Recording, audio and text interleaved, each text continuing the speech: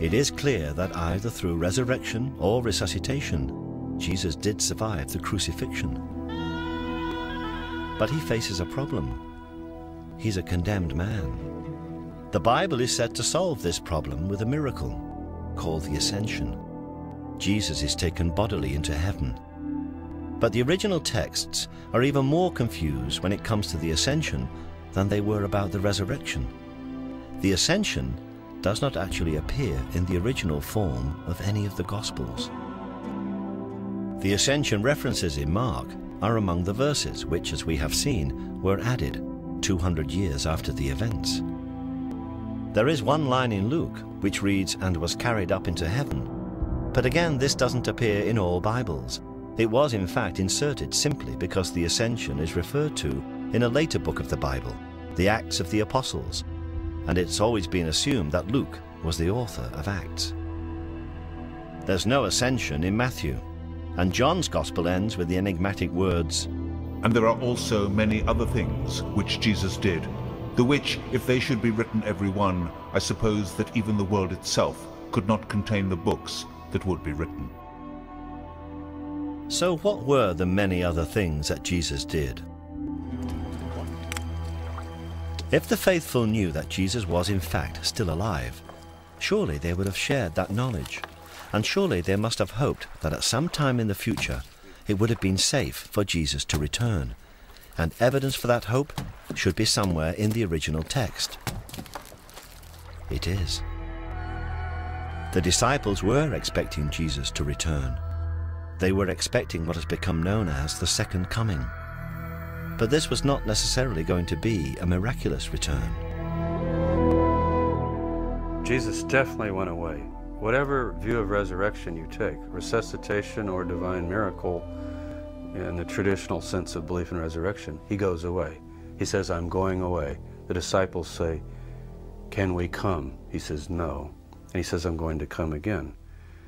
Now what's interesting about that is normally, if someone says they're going away, and they're going to come back, and you're sort of looking at your watch or your calendar wondering, okay, he said he went away, he's going to come back, you would take it in that everyday sense.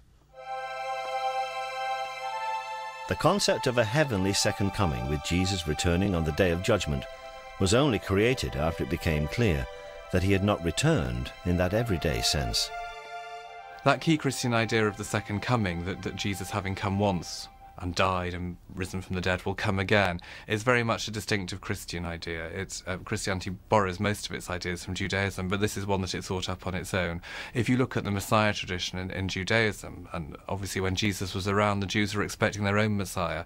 They were expecting him to come and sort everything out, and that would be an end to it. They weren't expecting him to come, half sort things out, die, go off somewhere and then come back a bit later on. This is really, the second coming is one of the distinctive Christian ideas. But does the concept of a heavenly second coming ignore the very matter-of-fact nature of some of the references to it in the Bible? A lot of those references to Jesus coming back might in fact be taken more in an everyday sense of someone going away to accomplish a certain mission and then planning to return when that mission was accomplished.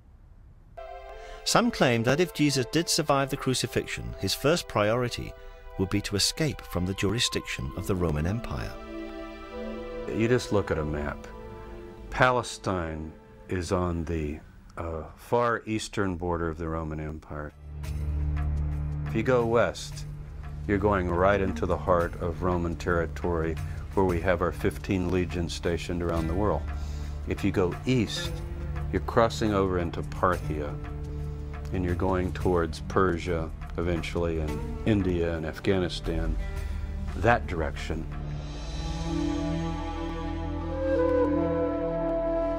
And if Jesus thought he was the Jewish Messiah, there was another reason why he might have traveled east. People forget that the Messiah's got to do essentially two things. Everyone remembers he's got to bring world peace and justice and defeat evil. That's all the way through the prophets. When the Messiah comes, he's the Prince of Peace. But the other huge task is he's got to gather all the scattered tribes of Israel back to the land of Israel. Now, this takes a bit of explaining, but it's not too complicated. The people we know today as the Jews are only one tribe, the tribe of Judah.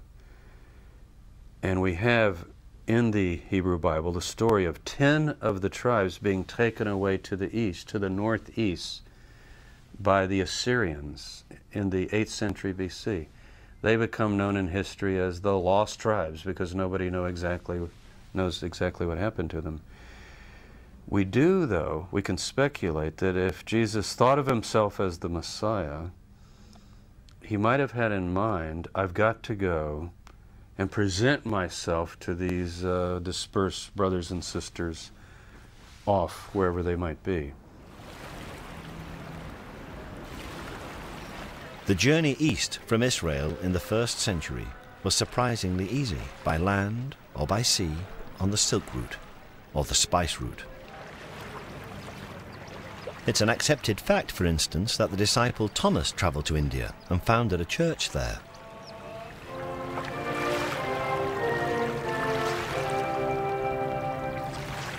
The great tradition of the Indian church is that it was founded by Thomas the Apostle. To travel to India would be no problem. He just had to go down to Gaza and link up with one of the spice trains returning, and then from Yemen get a boat to India. It would have been a very simple, easy procedure that was done regularly.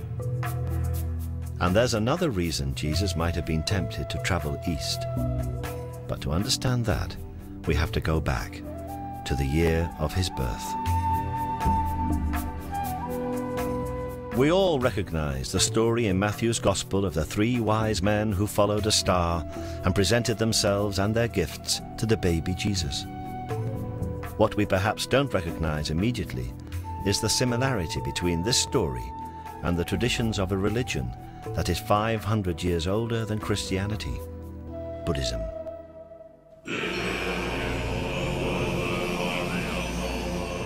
When a great Buddhist holy man, or Lama, dies, wise men consult the stars and other omens and set off, often on extraordinarily long journeys, to find the infant who is the reincarnation of the Lama. When the child is old enough, he is taken away from his parents and educated in the Buddhist faith. Could this be the origin of the story of the 3 wise men? Could Jesus have been taken to India as a child and taught to be a Buddhist? The Russian writer Nikolai Notovich, traveling in India in the 19th century, discovered an ancient manuscript in a Buddhist monastery in Tibet. In his book, The Unknown Life of Jesus Christ, Notovich translated this manuscript, and it tells of a divine child called Isa, born in the 1st century to a poor family in Israel. Isa came to India at the age of 14, where he learned the laws of Buddhism before returning to Israel at the age of 29. This idea would certainly explain the otherwise odd fact that from the age of 14 to 29, there is absolutely no record of Jesus' existence in Palestine. Certainly, the later teachings and miracles of Jesus have uncanny parallels with the teachings and miracles of the Buddha. Loving your enemies and the idea that the meek will inherit the earth have absolutely no tradition or precedent in Judaism, but they are entirely consistent with Buddhism. He cometh unto them, walking on the sea. He walks upon the water, without parting it, as if on solid ground. It is easier for a camel to go through the eye of a needle than for a rich man to enter the kingdom of God.